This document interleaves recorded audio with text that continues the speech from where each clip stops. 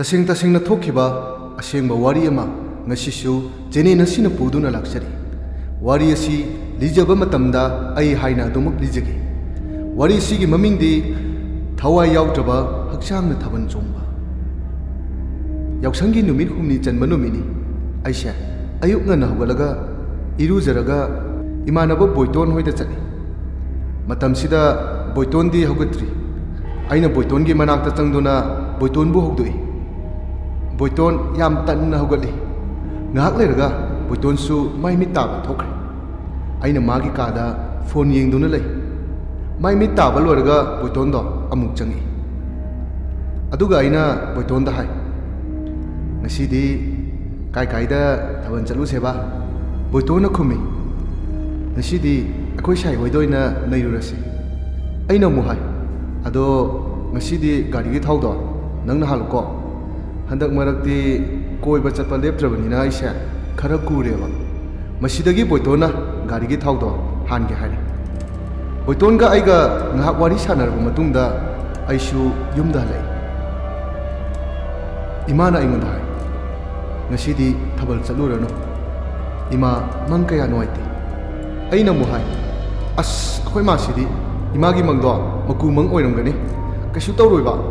yaksang manung sida khara koibagi wani aishu atai matamdadi chatedana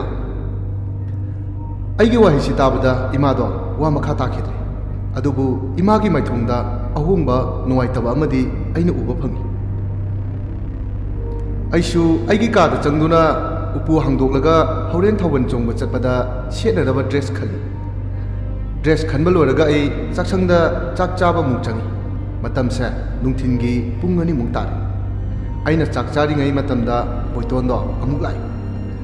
boiton su aiga chak punna chaminai adubu boiton hana chak chakhrabanina chak to khara khakta charaga tokhre hogalaga aigi ka da mu changkhre aisu aina charamba kolik to fengdona kon polang da fajana hapi aduga aigi ka da mu changi angakpani hojikta boiton ga aiga chak chaminaramaga aigi ka da changkhiba boiton do leiramdre matam sida ai yamna ngakpa phawrami khudakta aina boiton da phone tawi boiton gi mama na pairi aina botol laibra hangi boiton gi mama na leite haina khumai kadai chakki ge hangbada khangde hairi aishu phone do thami tawriba mong matau sida isada haina daba nungai taw phawrami ngak leiraga ima do halai ima na aingonda hai boiton di chatkrabo imagi wahang sida aisha khumpham khanglamde tumina lei imana mathanda haije masibu ngawrabra kaino asumna hairamlaga imado magi kada mu changki aishu mapan thoktuna mangongi machi amada pham imana hangakpa wahang duga aina ukriba saktam duga chanai aduga kaigino ai kada changkhraga boitona layum trise aisha ithanda angawa amagum murum sonduna lay numit taramdai phawba mangolgi machi amada adum phamduna lay ngahak leiraga angakpani boitondo dress nana setuna akhoi dum lai aina boton ubada yamna ngai pakhat pasu yamna pakati boitona aingonda hai kedaroge maithonga do change ka torumiduna masida aina khonjen tapna hai boito nang khoi da lamro lame nanga charawan minarami dudi ado nang ai ka ta chakita karam kan na chaliba o imana kawrakpada lakta ya de na nang kulik feng le hobdo aduda aisu hairam draba adum chale boiton gi wa hi tabada ai chingnaba pakhat pa phawramba adu kharam kai di pharam ngahak leiraga boiton ga aigi ka da punna samini aduga boiton aina horen thaban chongbada setnaba khandona thamba firol da boitona ukramale mana oina setke haire matam sida isu ahan bada yaramdi boitona nupi unani magi dress ya phajaba wali haiduna aina khanjaba firon do setke dum hai aisu boitona kanna haiman baduda adum yakhirami boiton gai khoini sha angang olingai matamdagi chak pukham amada punna chaminar pani aduna boitona haibada yaningdrasu yadaba ngamdi ꯕꯣꯏꯇꯣꯟꯁꯨ ꯑꯩꯅ ꯍꯥꯏꯕꯗ ꯑꯗꯨꯝ ꯌꯥꯏ ꯑꯩꯈꯣꯏ ꯑꯅꯤꯁꯦ ꯌꯥꯝ ꯅꯨꯡꯁꯤꯅꯩ ꯅꯨꯡꯗꯥꯡ ꯄꯨꯡ 7ꯃꯨꯛ ꯇꯥꯔꯛꯄ ꯃꯇꯝꯗ ꯏꯃꯥꯅ ꯆꯥꯛ ꯆꯥꯅꯕ ꯀꯧꯔꯤ ꯕꯣꯏꯇꯣꯟ ꯏꯕꯥꯅꯤ ꯆꯥꯛꯁꯪꯗ ꯆꯪꯉꯤ ꯃꯇꯝꯁꯤꯗ ꯏꯃꯥꯗꯣ ꯂꯩꯔꯝꯗꯦ ꯆꯥꯛꯇꯣ ꯊꯤꯔꯒ ꯂꯩꯔꯝꯃꯤ ꯕꯣꯏꯇꯣꯟꯒ ꯑꯩꯈꯣꯏ ꯑꯅꯤ ꯆꯥꯛ ꯆꯥꯃꯤꯟꯅꯔꯦ ꯆꯥꯛ ꯆꯥꯕ ꯂꯣꯏꯔꯒ ꯑꯩꯒꯤ ꯀꯥꯗ ꯑꯃꯨꯛ ꯆꯪꯉꯤ ꯊꯥꯕꯜꯁꯨ ꯆꯠꯄ ꯉꯜꯂꯤ ꯍꯥꯏꯗꯨꯅ ꯕꯣꯏꯇꯣꯟꯒ ꯑꯩꯈꯣꯏ ꯑꯅꯤ ꯃꯣꯕꯥꯏꯜ ꯂꯤꯖꯦꯟ ꯁꯥꯟꯅꯩ ꯑꯍꯥꯟꯕꯗ ꯔꯦꯡ ꯑꯣꯏꯅ ꯄ꯭ꯂꯦ 4रक ꯁꯥꯟꯅꯩ ꯑꯗꯨꯕꯨ ꯔꯦꯡ ꯁꯥꯟꯅꯕꯗꯣ ꯃꯇꯝꯁꯤꯗꯗꯤ ꯍꯟꯖꯤꯟ ꯍꯟꯖꯤꯟ ꯄꯣꯏ ꯍꯥꯏꯗꯨꯅ ꯀ꯭ꯂꯥꯁꯤꯛ ꯄ꯭ꯂꯦ 5रक ꯀꯨꯝꯕ ꯁꯥꯟꯅꯩ ꯃꯁꯤꯗꯒꯤ ꯄꯨꯡꯁꯨ 9ꯃꯨꯛ ꯇꯥꯔꯦ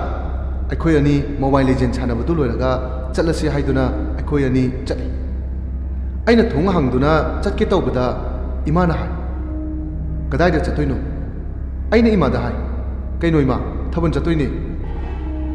ꯅꯊꯟꯗ ꯆꯠꯇꯣꯏꯔꯣ ꯃꯁꯤꯗ ꯑꯩꯅ ꯈꯨꯝꯃꯤ ꯀꯩꯅꯣ ꯏꯃꯥꯅ ꯍꯥꯏꯔꯤꯗꯨꯕꯣ ꯏꯃꯥꯕꯨ ꯉꯥꯎꯔꯕꯣ ꯕꯣꯏꯇꯣꯟꯒ ꯆꯠꯇꯣꯏꯅꯤ ꯑꯁꯨꯝꯅ ꯍꯥꯏꯔꯒ ꯑꯩ ꯕꯣꯏꯇꯣꯟꯒ ꯑꯩꯈꯣꯏ ꯑꯅꯤ ꯑꯩꯒꯤ ꯒꯥꯔꯤꯗꯣ ꯊꯧꯗꯨꯅ ꯄꯨꯟꯅ ꯆꯠꯃꯤꯟꯅꯩ ꯑꯩꯈꯣꯏ ꯑꯅꯤꯅ ꯆꯠꯂꯤꯕ ꯊꯥꯕꯜ ꯆꯣꯡꯐꯝ ꯑꯁꯤ ꯇꯔꯦꯠꯈꯨꯟ ꯍꯥꯏꯔꯤꯕ ꯈꯨꯜ ꯑꯗꯨꯗꯅꯤ ꯊꯥꯕꯜ ꯆꯣꯡꯐꯝ ꯌꯧꯔꯛꯄꯗ ꯕꯣꯏꯇꯣꯟꯅ ꯃꯥꯒꯤ ꯈꯪꯅꯕ ꯅꯨꯄꯤꯗ ꯀꯣꯜ ꯇꯧꯈꯤ ꯉꯥꯏꯍꯥꯛ ꯂꯩꯔꯒ ꯕꯣꯏꯇꯣꯟꯒ ꯈꯪꯅꯕ ꯅꯨꯄꯤꯗꯣ ꯂꯥꯛꯏ ꯕꯣꯏꯇꯣꯟꯁꯨ ꯃꯥꯒꯤ ꯃꯅꯥꯛꯇ ꯆꯪꯈ꯭ꯔꯦ ꯃꯈꯣꯏ ꯑꯅꯤ ꯋꯥꯔꯤ ꯁꯥꯗꯨꯅ ꯂꯩ ꯑꯩꯅ ꯅꯥꯀꯟꯗ ꯂꯦꯞꯇꯨꯅ ꯊꯥꯕꯜ ꯆꯣꯡꯕ ꯌꯦꯡꯉꯤ ꯉꯥꯏꯍꯥꯛ ꯂꯩꯔꯒ ꯑꯩꯁꯨ ꯊꯥꯕꯜ ꯆꯣꯡꯕꯗꯣ ꯌꯥꯎꯔꯦ ꯕꯣꯏꯇꯣꯟꯁꯨ ꯃꯥꯒꯤ ꯅꯨꯡꯁꯤꯅꯕꯤ ꯅꯨꯄꯤꯗꯨꯒ ꯊꯥꯕꯜ ꯄꯨꯟꯅ ꯆꯣꯡꯃꯤꯟꯅꯈ꯭ꯔꯦ ꯉꯥꯏꯍꯥꯛ ꯂꯩꯔꯒ ꯑꯩꯁꯦ ꯊꯥꯕꯜ ꯆꯣꯡꯕ ꯋꯥꯏ ꯍꯥꯏꯗꯨꯅ ꯊꯥꯕꯜ ꯆꯣꯡꯐꯝꯗꯒꯤ ꯊꯣꯔꯛꯏ ꯑꯗꯨꯒ ꯅꯥꯀꯟ ꯑꯃꯗ ꯂꯦꯞꯇꯨꯅ ꯂꯩ ꯕꯣꯏꯇꯣꯟꯗꯤ ꯃꯥꯒꯤ ꯅꯨꯡꯁꯤꯅꯕꯤ ꯅꯨꯄꯤꯗꯨꯒ ꯋꯥꯔꯤ ꯁꯥꯅ ꯁꯥꯅ ꯊꯥꯕꯜꯗꯣ ꯅꯨꯡꯉꯥꯏꯅ ꯆꯣꯡꯉꯤ ꯑꯩꯁꯨ ꯕꯣꯏꯇꯣꯟꯒꯤ ꯃꯑꯣꯡ ꯃꯇꯧꯗꯨ ꯌꯦꯡꯗꯨꯅ ꯃꯣꯃꯣ ꯅꯣꯛꯆꯩ ꯊꯥꯕꯜ ꯂꯣꯏꯁꯤꯜꯂꯝꯗꯥꯏꯒꯤ ꯃꯇꯝꯗ ꯕꯣꯏꯇꯣꯟꯗꯣ ꯊꯣꯔꯛꯏ ꯕꯣꯏꯇꯣꯟꯅ ꯑꯩꯉꯣꯟꯗ ꯍꯥꯏ ꯅꯪ ꯁꯦꯟꯒ ꯌꯥꯎꯕ꯭ꯔꯥ ꯑꯆꯥꯄꯣꯠ ꯈꯤꯇ ꯂꯩꯔꯒ ꯄꯤꯔꯝꯒꯦ ꯑꯩꯁꯨ ꯕꯣꯏꯇꯣꯟꯗ ꯁꯦꯟ ꯄꯤ ꯑꯗꯨꯒ ꯕꯣꯏꯇꯣꯟꯅ ꯑꯆꯥꯄꯣꯠꯇꯨ ꯂꯩꯗꯨꯅ ꯃꯥꯒꯤ ꯅꯨꯡꯁꯤꯅꯕꯤ ꯅꯨꯄꯤ ꯑꯗꯨꯗ ꯑꯆꯥꯄꯣꯠꯇꯣ ꯄꯤꯔꯝꯃꯤ ꯑꯗꯨꯒ ꯃꯈꯣꯏ ꯑꯅꯤꯃꯨꯛ ꯋꯥꯔꯤ ꯁꯥꯗꯨꯅ ꯂꯩꯈ꯭ꯔꯦ ꯑꯩꯅ ꯂꯥꯞꯅ ꯕꯣꯏꯇꯣꯟꯒꯤ ꯃꯑꯣꯡꯗꯣ ꯌꯦꯡꯗꯨꯅ ꯂꯩ ꯉꯥꯏꯍꯥꯛ ꯂꯩꯔꯒ ꯊꯥꯕꯜꯁꯨ ꯂꯣꯏꯁꯤꯟꯈ꯭ꯔꯦ ꯕꯣꯏꯇꯣꯟ ꯑꯩꯒꯤ ꯅꯥꯛꯇ ꯑꯃꯨꯛ ꯂꯥꯛꯏ ꯃꯁꯤꯗꯒꯤ ꯑꯩꯈꯣꯏ ꯑꯅꯤꯁꯨ ꯌꯨꯝꯗ ꯍꯜꯂꯁꯤ ꯍꯥꯏꯗꯨꯅ ꯑꯩꯒꯤ ꯒꯥꯔꯤꯗꯣ ꯏꯟꯊꯣꯛꯇꯨꯅ ꯕꯣꯏꯇꯣꯟꯒ ꯑꯩꯈꯣꯏ ꯑꯅꯤ ꯑꯃꯨꯛ ꯒꯥꯔꯤ ꯊꯧꯕ ꯍꯧꯔꯤ ꯕꯣꯏꯇꯣꯟ ꯑꯩꯈꯣꯏ ꯑꯅꯤ ꯂꯝꯕꯤꯗ ꯁꯨꯝ ꯒꯥꯔꯤ ꯊꯧꯔꯒ ꯂꯥꯛꯄꯗ ꯈꯪꯍꯧꯗꯅ ꯒꯥꯔꯤꯗꯣ ꯁ꯭ꯇꯥꯔꯠ ꯃꯨꯠꯈꯤ ꯃꯇꯝꯁꯤꯗ ꯑꯩꯈꯣꯏ ꯑꯅꯤꯒꯤ ꯒꯥꯔꯤꯗꯣ ꯁ꯭ꯇꯥꯔꯠ ꯍꯧꯅꯕ ꯀꯟꯅ ꯍꯣꯠꯅꯩ ꯕꯣꯏꯇꯣꯟꯅ ꯑꯩꯉꯣꯟꯗ ꯍꯥꯏ ꯒꯥꯔꯤꯒꯤ ꯊꯥꯎꯗꯤ ꯌꯥꯎꯔꯤꯕꯣ ꯃꯁꯤꯗ ꯑꯩꯁꯨ ꯒꯥꯔꯤꯒꯤ ꯊꯥꯎ ꯌꯥꯎꯕ꯭ꯔꯥ ꯌꯦꯡꯉꯤ ꯃꯇꯝꯁꯤꯗ ꯒꯥꯔꯤ ꯊꯥꯎꯗꯣ ꯌꯥꯎꯔꯝꯗꯦ ꯎꯄꯥꯏ ꯂꯩꯇꯕꯅ ꯕꯣꯏꯇꯣꯟꯒ ꯑꯩꯈꯣꯏ ꯑꯅꯤ ꯌꯨꯝ ꯐꯥꯎꯕ ꯋꯥꯔꯁꯨ ꯋꯥꯅ ꯏꯜꯂꯤ ꯑꯗꯨꯒ ꯕꯣꯏꯇꯣꯟꯅ ꯒꯥꯔꯤꯗꯣ ꯇꯨꯡꯗ ꯏꯟꯕꯅꯤ ꯑꯗꯨꯒ ꯑꯩꯅ ꯒꯥꯔꯤꯒꯤ ꯍꯦꯟꯗꯜ ꯄꯥꯏꯗꯨꯅ ꯃꯥꯡꯗ ꯏꯟꯕꯅꯤ ꯑꯗꯨ ꯀꯩꯒꯤꯅꯣ ꯈꯪꯗꯦ ꯑꯩꯒꯤ ꯍꯛꯆꯥꯡꯁꯦ ꯌꯥꯝꯅ ꯋꯥꯔꯝꯃꯤ ꯑꯩꯅ ꯕꯣꯏꯇꯣꯟꯗ ꯍꯥꯏ ꯑꯩ ꯑꯃꯨꯛ ꯃꯅꯤꯡꯗ ꯏꯜꯂꯛꯀꯦ ꯅꯪ ꯃꯃꯥꯡꯗ ꯄꯥꯏꯌꯨ ꯕꯣꯏꯇꯣꯟꯅ ꯍꯦꯔꯥ ꯅꯨꯄꯥ ꯃꯥꯟꯗꯕ ꯌꯨꯝ ꯌꯧꯗꯧꯔꯁꯤꯗꯤ ꯑꯗꯨꯝ ꯏꯜꯂꯨ ꯑꯩꯁꯨ ꯋꯥ ꯃꯈꯥ ꯇꯥꯗꯦ ꯃꯥꯡꯗ ꯑꯗꯨꯝ ꯏꯜꯂꯤ ꯕꯣꯏꯇꯣꯟꯁꯨ ꯇꯨꯡꯗ ꯑꯗꯨꯝ ꯇꯞꯅ ꯇꯞꯅ ꯏꯜꯂꯤ ꯑꯁꯨꯝ ꯏꯜꯂꯛꯄꯅ ꯕꯣꯏꯇꯣꯟꯒꯤ ꯊꯣꯡꯒꯥꯟ ꯌꯧꯔꯦ ꯃꯇꯝꯁꯤꯗ ꯕꯣꯏꯇꯣꯟꯗꯣ ꯂꯩꯍꯧꯔꯒꯦ ꯍꯥꯏꯅ ꯂꯩꯍꯧꯏ ꯑꯩꯁꯨ ꯌꯨꯝ ꯌꯧꯅꯕ ꯒꯥꯔꯤꯗꯣ ꯏꯜꯂꯤ ꯒꯥꯔꯤꯗꯣ ꯕꯣꯏꯇꯣꯟ ꯍꯣꯏꯗ ꯊꯝꯕꯁꯨ ꯌꯥꯕꯅꯤ ꯑꯗꯨꯕꯨ ꯕꯣꯏꯇꯣꯟꯒ ꯑꯩꯈꯣꯏꯒ ꯌꯨꯝꯁꯦ ꯌꯥꯝ ꯂꯥꯞꯅꯗꯦ ꯊꯣꯡꯒꯥꯟ ꯑꯅꯤ ꯂꯥꯜꯂꯒ ꯂꯩ ꯕꯣꯏꯇꯣꯟꯅꯗꯤ ꯍꯥꯏꯕꯅꯤ ꯒꯥꯔꯤꯁꯦ ꯃꯈꯣꯏꯗ ꯊꯝꯃꯝꯃꯨ ꯑꯗꯨꯕꯨ ꯑꯩꯅ ꯌꯨꯝ ꯌꯧꯗꯧꯔꯦ ꯍꯥꯏꯗꯨꯅ ꯌꯨꯝꯗ ꯑꯗꯨꯝ ꯄꯨꯔꯒꯦ ꯍꯥꯏꯅ ꯒꯥꯔꯤꯁꯦ ꯑꯗꯨꯝ ꯏꯜꯂꯛꯄꯅꯤ ꯑꯩꯁꯨ ꯑꯩꯒꯤ ꯊꯣꯡꯒꯥꯟ ꯌꯧꯔꯦ ꯃꯇꯝꯁꯤꯗ ꯑꯩꯒꯤ ꯍꯛꯆꯥꯡꯁꯦ ꯁꯣꯛꯊꯕꯅ ꯌꯥꯗ꯭ꯔꯦ ꯈꯣꯡ ꯊꯥꯡꯕ ꯐꯥꯎꯕ ꯊꯣꯛꯇ꯭ꯔꯦ ꯑꯩꯅ ꯑꯩꯒꯤ ꯒꯥꯔꯤꯗꯣ ꯁꯪꯒꯣꯏꯗ ꯏꯟꯓꯜꯂꯝꯃꯒ ꯑꯩꯁꯨ ꯌꯨꯝꯗ ꯆꯪꯉꯤ ꯑꯩꯅ ꯌꯨꯝꯗ ꯍꯜꯂꯛꯇ꯭ꯔꯤ ꯐꯥꯎꯕꯗꯤ ꯌꯨꯝꯁꯦ ꯆꯩ ꯑꯃꯅ ꯉꯥꯛꯇꯨꯅ ꯊꯝꯃꯤ ꯏꯃꯥꯁꯨ ꯊꯦꯡꯂꯕꯅꯤꯅ ꯍꯧꯗꯣꯛꯀꯦ ꯍꯥꯏꯔꯁꯨ ꯅꯨꯡꯉꯥꯏꯇꯦ ꯃꯁꯤꯗꯒꯤ ꯑꯩꯅ ꯉꯥꯛꯂꯤꯕ ꯆꯩꯗꯣ ꯇꯞꯅ ꯂꯥꯝꯂꯒ ꯂꯧꯊꯣꯛꯏ ꯑꯗꯨꯒ ꯊꯣꯡ ꯍꯥꯡꯉꯤ ꯊꯣꯡ ꯂꯣꯟꯁꯤꯟꯗꯨꯅ ꯑꯩꯒꯤ ꯀꯥꯗ ꯆꯪꯉꯤ ꯋꯥꯕꯅ ꯑꯩꯁꯦ ꯈꯣꯡꯎꯞ ꯐꯥꯎꯕ ꯂꯧꯊꯣꯛꯇꯅ ꯐꯃꯨꯡꯗ ꯑꯗꯨꯝ ꯇꯨꯝꯃꯤ ꯅꯣꯡ ꯉꯥꯜꯂꯒ ꯑꯩꯅ ꯃꯤꯀꯞ ꯊꯣꯔꯛꯄ ꯃꯇꯝꯗ ꯑꯩꯅ ꯈꯣꯡꯎꯞ ꯇꯣꯡꯂꯒ ꯇꯨꯝꯈꯤꯕꯗꯣ ꯈꯣꯡꯎꯞꯇꯣ ꯏꯃꯥꯅ ꯂꯧꯊꯣꯛꯄ ꯑꯣꯏꯔꯕ ꯃꯥꯜꯂꯦ ꯌꯥꯎꯔꯝꯗꯦ ꯉꯥꯏꯍꯥꯛ ꯂꯩꯔꯒ ꯑꯩꯁꯦ ꯐꯃꯨꯡꯗꯒꯤ ꯍꯧꯒꯠꯂꯤ ꯃꯇꯝꯁꯤ ꯄꯨꯡ 12ꯃꯨꯛ ꯇꯥꯔꯦ ꯑꯩꯁꯨ ꯃꯄꯥꯟ ꯊꯣꯛꯇꯨꯅ ꯃꯥꯡꯒꯣꯟꯒꯤ ꯗꯥꯔꯤꯗ ꯎꯪꯗꯨꯅ ꯐꯝꯃꯤ ꯏꯃꯥꯁꯨ ꯂꯩꯇꯦ ꯀꯗꯥꯏꯗ ꯆꯠꯈꯤꯕꯅꯣ ꯍꯥꯏꯕ ꯑꯩ ꯈꯪꯗꯦ ꯉꯥꯏꯍꯥꯛ ꯂꯩꯔꯒ ꯑꯩꯁꯦ ꯆꯤꯟꯌꯥ ꯁꯦꯡꯉꯤ ꯃꯄꯥꯟꯗ ꯑꯃꯨꯛ ꯊꯣꯔꯛꯇꯨꯅ ꯃꯥꯡꯒꯣꯜꯗ ꯐꯝꯃꯤ ꯃꯇꯝꯁꯤꯗ ꯏꯃꯥꯗꯣ ꯐꯤꯉꯧ ꯁꯦꯠꯇꯨꯅ ꯍꯜꯂꯛꯏ ꯏꯃꯥꯅ ꯐꯤꯉꯧ ꯁꯦꯠꯄꯗꯨ ꯎꯔꯒ ꯑꯩꯅ ꯏꯃꯥꯗ ꯍꯥꯏ ꯏꯃꯥ kana leitaba yaurage astiro natraga suralo aigi wahangi pakhom piramdana imado tumina chakki aisha tawpham khanglamde imana aingonda yengliba miyeng ngarang haiba waduda aisha karigumba chingnaba kharadi phaw masidagi aisu yam thuna boiton hoida chati aina boitongi yumda yorokpa matamda boitongi yumdo mi khara phingau setuna phamduna leiba urami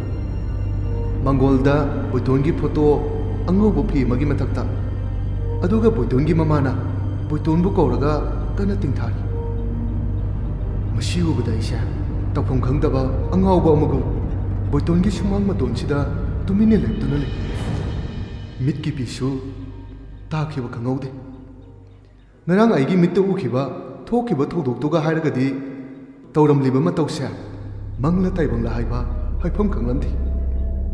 leplibu khumfamse hongba ngamdana sumang matonduda adum leptuna le mitki pisu takhiba khangaude kangu haibusu yade ngahak leiraba matungda aisha yumda muhali imado thawai nungaitana chaksangda phamduna leirami aina imada boitona leitabagi matangda hang imana aingonda ibungo nangi maru nanga ngarang nungthinda chara walaga nangi kadagi chatkibado madugi matung tabada ngahak leiraga mamana phone tawrakpada boitondo yam thuna chakki aduga ikui kuiduna boitondo gari na thomi haire